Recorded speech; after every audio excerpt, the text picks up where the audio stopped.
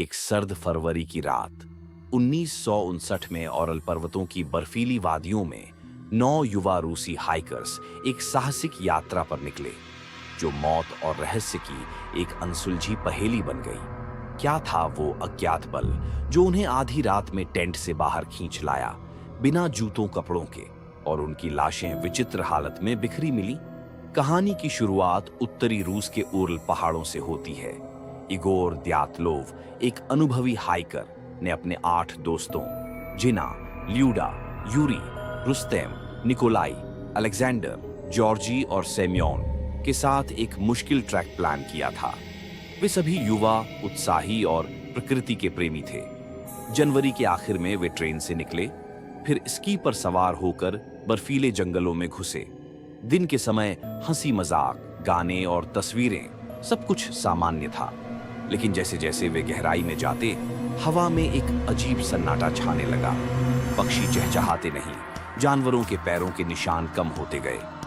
ये जगह कितनी शांत है, जिना ने हंसते हुए कहा, लेकिन उसकी आवाज में एक हल्की सी कंपी थी। पहली रात टेंट में सब सोए, लेकिन सुबह इगोर ने नोटिस किया कि उनके कंपास में कुछ गड़बड़ है। सुई बार बार दिशा बदल रही थी। शायद मैग्नेटिक फील्ड, उसने मजाक में कहा, लेकिन अंदर से एक अजीब बेचैनी महसूस हो रही थी। अगले दिन वे आगे बढ़े। शाम ढलते ढलते दूर आसमान में अजीब रोशनी दिखी, जैसे नारंगी गेंदें जो हवा में तैर रही थीं। उत्तरी लाइट्स? यूरी ने पूछा, लेकिन वे जानते थे कि ये कुछ और था। रात को टेंट में बैठे वे कहानियां सुना रहे थे, रूसी लोक कथाओं की, जहां जंगलों में भूत प्रेत घूमते हैं। लेकिन बाहर से आने वाली हवा की सिसकारियां अब डरावनी लगने लगी। सेम्योन, जो सबसे उम्रदराज था, ने कहा, ये पहाड़ पुराने रहस्य छिपाए हैं, कभी कभी वे जिंदा हो जाते हैं। तीसरे दिन मौसम खराब होने लगा। बर्फानी तूफान की आहट थी, लेकिन वे रुके नहीं। शाम को कैंप लगाया। अब छोटी छोटी घटनाएं डर पैदा करने लगी। किसी ने टेंट के बाहर बड़े बड़े पैरों के निशान देखे, जो इंसानी नहीं लगते थे। भालू? निकोलाई ने कहा, लेकिन पैरों में सिर्फ 3 उंगलियां थीं। रात को सोते समय दूर से एक कंपन महसूस हुआ, जैसे जमीन हिल रही हो। ल्यूडा जाग गई। उसने कान लगाया। कुछ आ रहा है, उसने फुसफुसाया, लेकिन सब थके थे, सो गए। आधी रात को अचानक एक जोरदार धमाका हुआ, जैसे कोई विशालकाय चीज गिरी हो। टेंट हिल गया। पैनिक में इगोर चिल्लाया, बाहर निकलो, भागो। वे सब टेंट के पीछे से चाकू से काटकर बाहर निकले, बिना जूतों, बिना कोट के।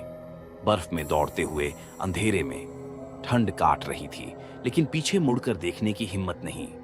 दूर से वो रोशनी फिर दिखी, करीब आती हुई। कुछ ने पेड़ों की ओर भागा, कुछ घाटी में। सुबह होने तक सब अलग अलग जगहों पर मृत पाए गए। कुछ की छाती टूटी हुई, जैसे किसी बड़े बल से दबाई गई।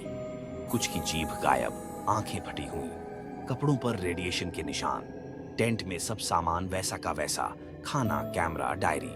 आखिरी फोटो में एक धुंधली आकृति दिख रही थी, जो इंसान नहीं लगती। सोवियत जांचकर्ताओं ने कहा, एक अज्ञात प्राकृतिक बल। लेकिन सच्चाई आज भी छिपी है। क्या वो हिमस्खलन था, सैन्य परीक्षण, या पहाड़ों का कोई प्राचीन राक्षस? वो 9 आत्माएं आज भी उरल की हवाओं में फुसफुसाती हैं, चेतावनी देती हुई, कभी अकेले मत आना।